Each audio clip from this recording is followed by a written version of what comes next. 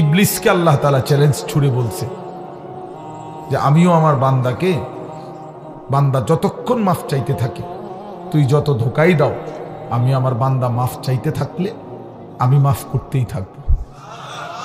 এটা বহুত সুন্দর কথা, আজীব কথা, আজীব কথা। বান্দা যতক্ষণ মাস্তাগফিরুনি, যতক্ষণ বান্দা আমার কাছে মাফ চাইবে আমি তার কাছে বান্দাকে মাফ করতে থাকব। এজন্য এক মুমিনের হতাশ হওয়ার কিছু নাই, মুমিন হতাশ হওয়ার কিছু নাই। ওয়াল্লাযীনা ইযা ফাআলু ফাহিশাতান আও যালামু আনফুসাহুম যাকারুল্লাহ ফাস্তাগফিরু লিযুনুবিহিম ওয়া মান ইয়াগফিরুয যুনুবা ইল্লাল্লাহ ওয়া লাম ইউসিররু আলা মা ফাআলু ওয়া হুম ইয়ালামুন। আল্লাহ তাআলা বলেন, আমার বান্দা যখন অশ্লীলতা, বেহায়াপনা, অসভ্যতা, নোংরামি, নাফরমানি, পাপ করতে করতে এমনকি নিজের উপরে একেবারে জুলুম করে ফেলছে, নেকি বলতে কিছুই নাই, গুনার সাগরে হাবুডুবু খাচ্ছে, আল্লাহ তাআলা তাকেও আশ্বাস দিছে সে যেন আমি আল্লাহকে স্মরণ করে, বান্দা যেন আমাকেই মনে করে এবং আমি আল্লাহর কাছে নিজের গুনাহের জন্য মাফ চায়, তওবা করে আল্লাহকে যেন বলে, আল্লাহ আপনি ছাড়া আমাকে মাফ করবে কি, আর আমি জেনে বুঝে আর করব না, আমি ছেড়ে দিলাম। এই তিনটি শর্ত যদি বান্দার কাছ থেকে আল্লাহ পায়, তওবা তিন জিনিসের নাম, পেছনের গুনাহ সমূলে ছেড়ে দেওয়া, কালউ মা কান, একদম গোড়া সহ গুনাহ সম্পূর্ণ ছেড়ে দেওয়া, আইয়াজিমা আন লা ইয়াউদা ইলাইহা আবাদান, এ কথার মজবুত সিদ্ধান্ত দেওয়া যে মাওলা এমন নাফরমানি আমি আর করব না, আর আইয়ান্দামা আলাইহা, লজ্জিত আর অনুতপ্ত হয়ে চোখের এক ফোঁটা পানি পেলে আল্লাহ তাআলার কাছে মাফ চাওয়া। বান্দা যদি এই তিন শর্ত পুরা করে, বান্দা যদি বলতে পারে দিল থেকে, আল্লাহ আমি গুনাহ ছেড়ে দিলাম, আর করব না, ওয়াদা দিলাম, আমি লজ্জিত মাওলা, আমি মাফ চাইলাম, আল্লাহর কসম, আল্লাহ বলেন উলাইকা জাযাউহুম মাগফিরাতুম মির রাব্বিহিম, আমি ওয়াদা দিলাম বান্দা 90 বছরের গুনাহ আমি একসাথে মাফ করে দিলাম। আসমান ছোঁয়া, হুজুর শুনছেন, আপনারা বলছেন লাউ বালাগাত যুনুবুকা আনানাস সামা, আল্লাহ বলছে বান্দা তোমার গুনাহ যদি আসমান পর্যন্ত পৌঁছে যায়, তবুও যদি মাফ চাও আমি কোনো পরোয়া করি না, আমি আল্লাহ হক আদায় করে তওবা করলে আমি মাফ করে দেব। গাফারতু লাকা ওয়ালা উবালি, আমি মাফ করে দেব। ইয়া ইবনা আদম লাউ আন্নাকা আতাইতানি বিকিরাবিল আরদি খাতায়া সুম্মা ইস্তাগফারতানি লা তুশরিকু বি শাইআ লা আতাইতুকা বিকিরাবিহা মাগফিরা। আল্লাহ বলে বান্দা তুমি যদি জমিনের বালুকণা পরিমাণ গুনাহ নিয়ে আসো, এই পৃথিবীতে কি পরিমাণ বালুর কণা, 1 লাখ, 2 লাখ, 10 শতক জায়গার মধ্যে যদি ড্রেজার দিয়া বালু ভরাট করে তো কয়টা বালু কেউ গুনে শেষ করা যাবে? তো আল্লাহ তাআলা বলেন এই জমিনের সমস্ত বালু কণা সমপরিমাণ গুনাহ নিয়েও বান্দা তুমি যদি আমার কাছে আসো, সুম্মা ইস্তাগফারতানি, অতঃপর আমি আল্লাহর কাছে তওবা করলাম, শর্ত হইল লা তুশরিকু বি শাইআ, আমার সাথে শিরিক করতে পারবা না, আমার সাথে আর কাউরে ডাকবা না, আমার সাথে কারো কাছে চাইবা না, শুধুই আমার কাছে বলবা, শুধু আমার কাছে চাইবা, চোখের পানি ফেলবা আমার কাছে, রাত গভীরে আহাজারি করবা আমার কাছে, হাজত রাওয়া মুশকিল কুশা, সব প্রয়োজন পূরণকারী, সব পেরেশানি দূরকারী আমাকেই মনে করবা, আমাকেই ডাকবা, আমার কাছেই বলবা, মাফ চাইবা। আল্লাহ বলেন লা আতাইতুকা বিকিরাবিহা মাগফিরা, আমি আল্লাহ ওয়াদা দিলাম সমপরিমাণ মাগফিরাত নিয়ে আমি তোমার কাছে আসব, আমি আসব। হ্যাঁ, ইন আতাইতানি লাইলান আতাইতুকা লাইলান ওয়া ইন আতাইতানি নাহারান আতাইতুকা নাহারান। আল্লাহ বলে বান্দা তুমি রাতে যদি আসো গুনাহ নিয়ে, আমি মাগফিরাত নিয়ে আসবো রাতে। তুমি দিনে আসলে দিনেই মাফ, রাতে আসলে মাফ, রাতেই মাফ।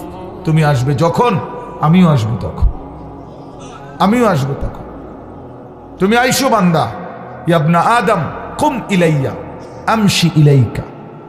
আল্লাহ বলে বান্দা তুমি আমার জন্য দাঁড়াও, আমি তোমার জন্য হাঁটবো। ওয়ামশি ইলাইয়া উহারবিলু ইলাইকা, তুমি আমার জন্য হাঁটো, আমি তোমার জন্য দৌড়ব, আমি তোমার জন্য দৌড়ব। তুমি আগাও বান্দা, তুমি 1 কদম, আমি 10 কদম। তুমি হাঁটতে হাঁটতে আসবা, আমি দৌড়তে দৌড়তে মাগফিরাত নিয়ে আসবো। আও বান্দা। লাল্লাহু আশাদ্দু ফারাহান বিতাওবাতি আবদি। আল্লাহ নবী সাল্লাল্লাহু আলাইহি সাল্লাম বলেন, আল্লাহ তাআলা সবচেয়ে বেশি খুশি হন, সবচেয়ে বেশি খুশি হয়, আশাদ্দু ফারাহান, সবচেয়ে বেশি খুশি হয় নবী বলছেন বিতাওবাতি আবদিহি, তার বান্দা যখন তওবা করে। হুজুর যখন বলতেছিলেন আমারও দিল ছুঁয়ে গেছে। হ্যাঁ ঠিকই, 2024 সালের একটা বছর আমারও তো হায়াত থেকে চলে গেছে। এই 1 বছরে আমি কত শত শত মাহফিলে এই তারিখ বলছি, 2024। তাহলে এই জন্য বাপ, প্রিয় ভাই, হুজুরের কথা থেকে আমি আবারও বললাম, আমার হযরত এটা অনুরোধ করলেন, নওজোয়ান সাথীরা, কোন রকমের অসভ্যতা, অশ্লীলতা, বেহায়াপনার কোনো অনুমতি নাই। কোরআন শরীফে আছে, আল্লাহ তাআলা বলেন, ইন্না ইদ্দাতাশ শুহুরি ইনদাল্লাহি 12 শাহরান ফি কিতাবিল্লাহি ইয়াওমা খালাকাস সামাওয়াতি ওয়াল আরদ মিনহা আরবাআতুন হুরুম যালিকাদ দীনুল কাইয়্যিম ফালা তাযলিমু ফীহিন্না আনফুসাকুম।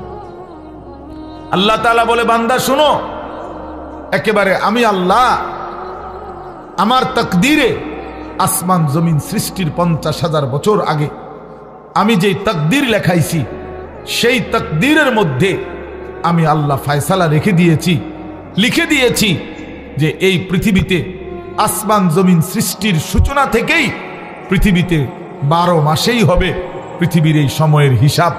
এই 12 মাস এটা আমি আল্লাহ নির্ধারণ করেছি। 12 শাহরান আল্লাহর দেওয়া। আল্লাহ এটা বোঝা উচিত আমাদের যে 12 মাস এটা আইলো কোত্থেকে, 12 মাসে 1 বছর এটা হলো কিভাবে? আল্লাহ তাআলা বলেন, এটা আমি আল্লাহ ফয়সালা দিছি। কে ফয়সালা করছেন? কোন দিন থেকে?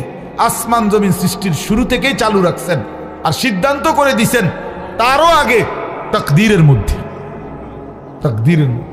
এই জন্য 12 মাসে 1 বছর এটা জাতিসংঘের ফয়সালা না, এটা দুনিয়ার কারো ফয়সালা না, এটা আল্লাহ তাআলার ফয়সালা। আবার আল্লাহ নিজেই বলেন, যালিকাদ দীনুল কাইয়্যিম, এটা অকাট্য বিধান। এটা পৃথিবীতে ইসরাফিলের ফু পর্যন্ত কেউ নাড়াইতে পারবে না, কেউ না, 1 সেকেন্ড কেউ নাড়াইতে পারে না। ইউকাল্লিবুল্লাহুল লাইলা ওয়ান নাহার, আল্লাহ তাআলা বলেন রাত্র দিন আমি আল্লাহ পরিবর্তন করে থাকি। তাহলে ঘন্টা বদলায় আল্লাহ, মিনিট বদলায় আল্লাহ, সেকেন্ড বদলায় আল্লাহ। ওয়াহুয়াল্লাযী জাআলাল লাইলা ওয়ান নাহারা খিলফাতান, আল্লাহ বলেন আল্লাহই রাত এবং দিন বানান পর্যায়ক্রমে, একবার রাত একবার দিন, একবার রাত একবার দিন। আল্লাহ বলে এটা আমি করে থাকি, আল্লাহ বলেন এটা আমি করে থাকি। বান্দা আজকের এই 31শে ডিসেম্বরের রাতটাকে টেনে লম্বা করে আমি যদি কিয়ামত পর্যন্ত রাত বানিয়ে রাখি, কারো ক্ষমতা নাই আমি আল্লাহকে বাদ দিয়ে আগামীকালকের ভোর এনে দিবে, নতুন আলো আনে দিবে, এমন কোনো ক্ষমতা কারো নাই। আছে কি ভাইয়া? কুল আরাআইতুম ইন জাআলাল্লাহু আলাইকুমুল লাইলা সারমাদান ইলা ইয়াউমিল কিয়ামাহ মান ইলাহুন গায়রুল্লাহ ইয়াতিকুম বিদিয়াইন। সরাসরি কোরআনের আয়াত। আল্লাহ বলে, বান্দা বলো না, আমি যদি আজকের রাতকে টেনে লম্বা করে সারমাদান ইলা ইয়াউমিল কিয়ামা, কিয়ামত দিবস পর্যন্ত দীর্ঘ করে রাখি, রাত বানিয়ে রাখি, মান ইলাহুন গায়রুল্লাহ, আমি আল্লাহকে বাদ দিয়ে কে আছে তোমার? ইয়াতিকুম বিদিয়াইন, যে আগামী কালকের আলো এনে দিবে, ভোর এনে দিবে। কে আছে কেউ? তাহলে আজকের রাত তো আগামী কালকে পরিবর্তন করবে মহান আল্লাহ। তো সেই আল্লাহর নাফরমানি করা, সেই আল্লাহর অবাধ্যতা করা, এটা কিভাবে একজন বিবেকবান, সুস্থ, স্বাভাবিক, কমপক্ষে শেষ এক ফোঁটা ইমানের রক্ত আছে যার শরীরে, এক পবিত্র মায়ের বুকের দুধ খাইছে যেই মুসলমানের বাচ্চা, সে কিভাবে আল্লাহর দেওয়া রাতে, আল্লাহর দেওয়া দিনে, আল্লাহর দেওয়া বছর, আল্লাহর দেওয়া মাস, আল্লাহর দেওয়া প্রতি সেকেন্ডে সে আল্লাহকে বৃদ্ধাঙ্গুলি দেখায়া আল্লাহর নাফরমানির মাধ্যমে কিভাবে উদযাপন করতে পারে? এটা তো কোনো বিবেকবান ইমানদারের কাজ হইতে পারে না, কোনোভাবেই না, কোনোভাবেই না। এই জন্য 31st নাইট হুজুর যেটা বললেন, এটা স্পষ্ট কথা বাপ, এটা আমাদেরও কথা। নওজোয়ান, তুমি প্রতারিত হইও না, মুসলমানের সন্তান তুমি ধোকা খাইও না। 31st নাইট এই বেঈমানরা শুরু করছে, এই কাফেররা শুরু করছে। আল্লাহর কসম, তাদের তুমি নেটে প্রয়োজনে সার্চ দিয়ে দেখো। এই 31st নাইটের মূল বক্তব্য হলো, খ্রিস্টানদের কাছে দুই মুখী একটা মূর্তি আছে, যে এই মূর্তির দুইটা মুখ, সামনে একটা মুখ, পিছনেরটাও একটা মুখ, এই দুই মুখী, দ্বিমুখী একটা মূর্তি। 31শে ডিসেম্বরের শেষ মিনিটে তারা ওই পিছনের মূর্তির মুখের পিছন দিকে দাঁড়াইয়া বলে, হে মহান দেবতা, বিগত 1 বছরের অপরাধ আমরা অনুতপ্ত মার্জনা করো। আর ঘুরে আইসা আবার পরের মিনিটে, নতুন বছরের প্রথম মিনিটে এই সামনের মুখের কাছে আইসা বলে, আগামী 1 বছর হে মহান দেবতা ভালোভাবে রাখো। এই আল্লাহর কসম, এইটা এই দুই মুখী একটি দেবতার কাছে প্রার্থনা করা, এইটাই হলো 31st নাইট। এইটা এরপরে এইটার মধ্যে অসভ্যতার বাকি রং দিছে। এই গান, বাদ্য, নাচ, গান, জিনা, ব্যভিচার, হোটেল, রেস্তোরাঁ, মদের বার, নারী পুরুষের অবাধ মেলামেশা, উলঙ্গপনা, অসভ্যপনা, এগুলো কোনো কুকুর বিড়াল করতে পারে, কোনো জানোয়ার করতে পারে, কোনো ইমানদারের সন্তান করতে পারে না, কোনো মুসলমানের বাচ্চা এটা করতে পারে না, কোনো ইমানদারের সন্তান এটা করতে পারে না। এ তো বেঈমানের আখলাক, এ তো দুশ্চরিত্র, লম্পট। জিনাখোর কখনো পবিত্র হয় না।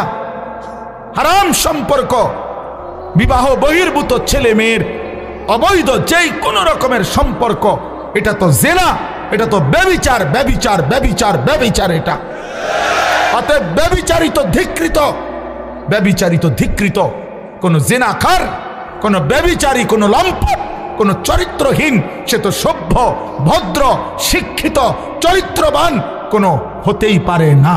এই জন্য 31st নাইট যারা উদ্বোধন করে, উদ্বোধনের নাম করে, উদযাপনের নাম করে নাচে, গায়, ফুর্তি করে, এরা অসভ্য, এরা অসভ্য, এরা অসভ্য, এরা চরিত্রহীন, এরা লম্পট, এরা লম্পট, এরা লম্পট ছাড়া কিচ্ছু না।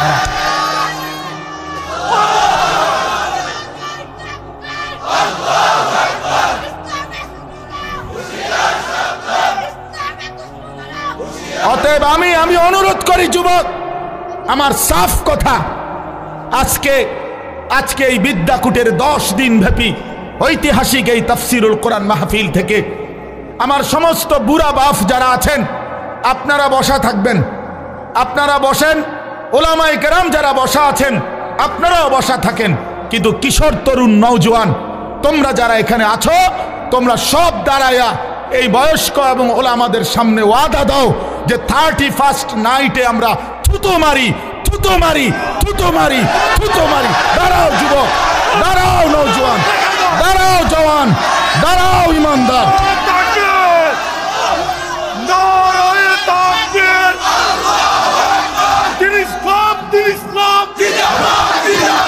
আল কোরআনের আলো, আল হাদিসের আলো, বলেন যে কোরআন মাহফিল 31st নাইটে থুতু মারি থুতু মারি, বলো থুতু মারি থুতু মারি।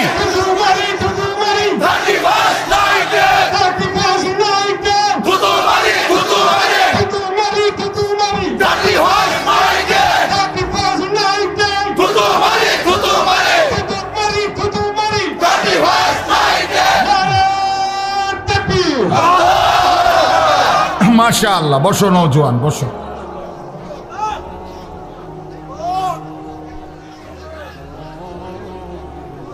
ইনশাআল্লাহ আগামীর নওজোয়ান তোমরা, আগামীর ইসলাম তোমাদের হাতে ইনশাআল্লাহ, আগামীর কালেমার পতাকা উড়বে তোমাদের হাতে ইনশাআল্লাহ।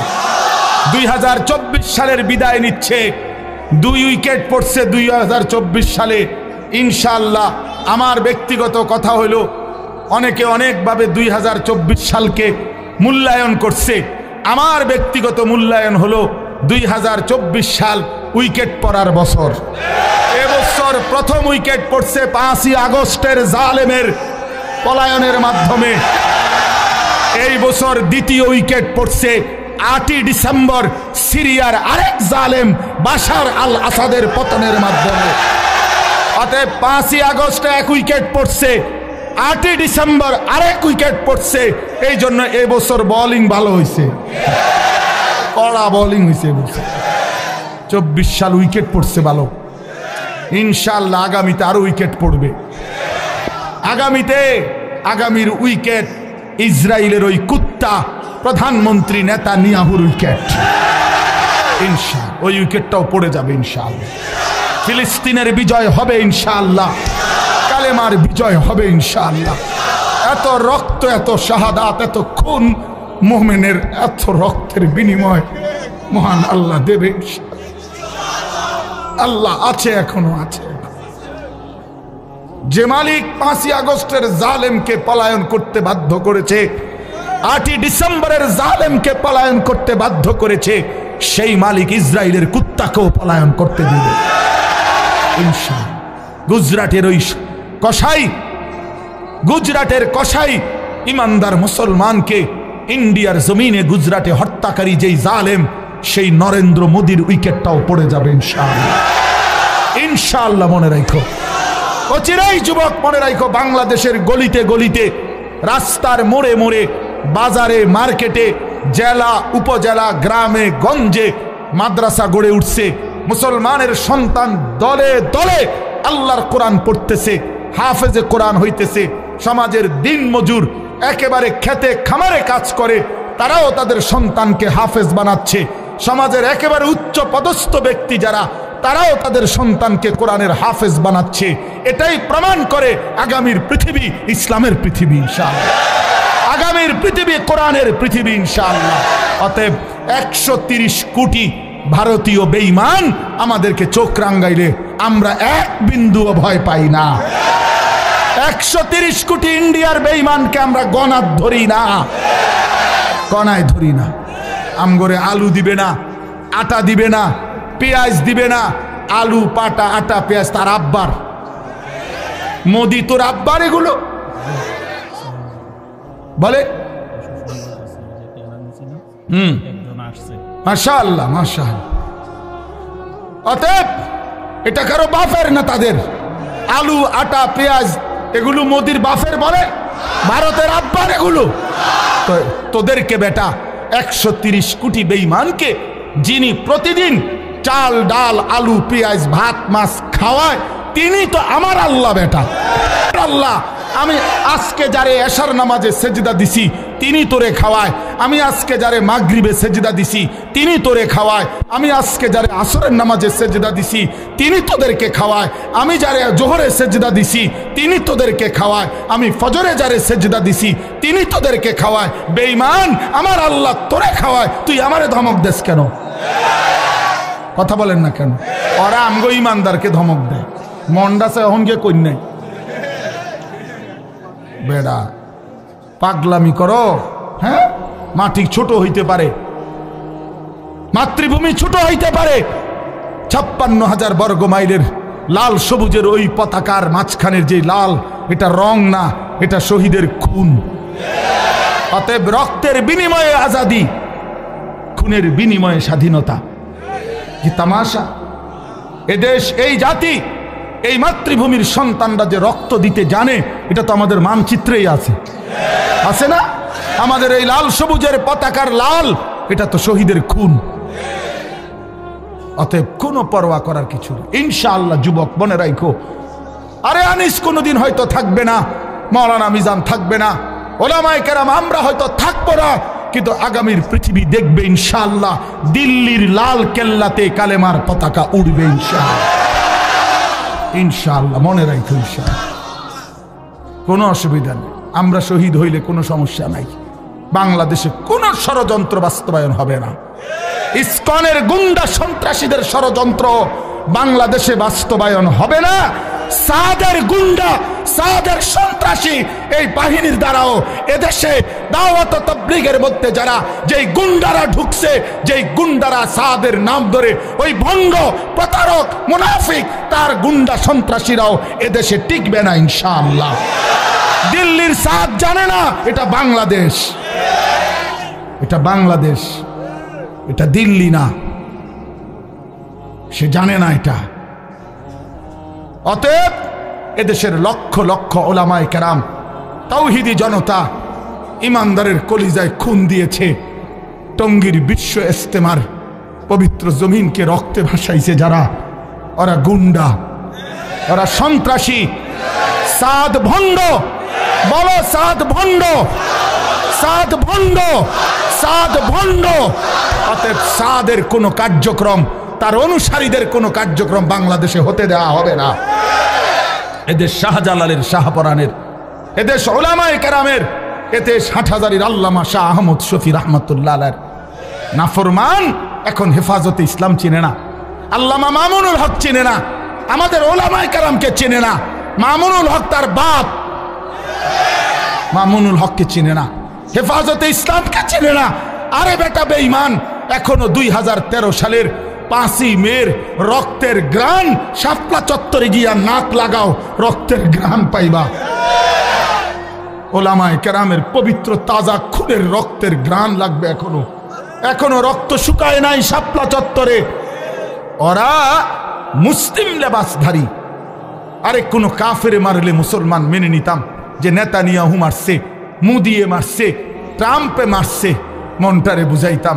মুসলিম পরিচয়ধারী সারা দিন মিয়া, সারাটা দিন ইজতেমার মাঠে কাজ করছে যেই মানুষগুলো, এই লক্ষ লক্ষ সারা পৃথিবীর ইমানদারদের জন্য মাঠ তৈরি করে 5 ওয়াক্ত নামাজ পড়ে রাত্রি গভীরে যে মানুষগুলো একটু ঘুমাইছে, ঘুমন্ত ইমানদার মুসলমানকে মুসলিম পরিচয়ধারী কোনো ব্যক্তি কিভাবে হত্যা করতে পারে,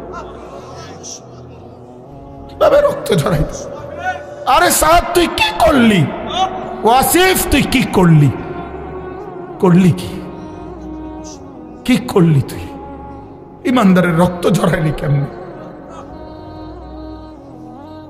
মুসলমানের রক্ত ঝরাইলা কেমনে?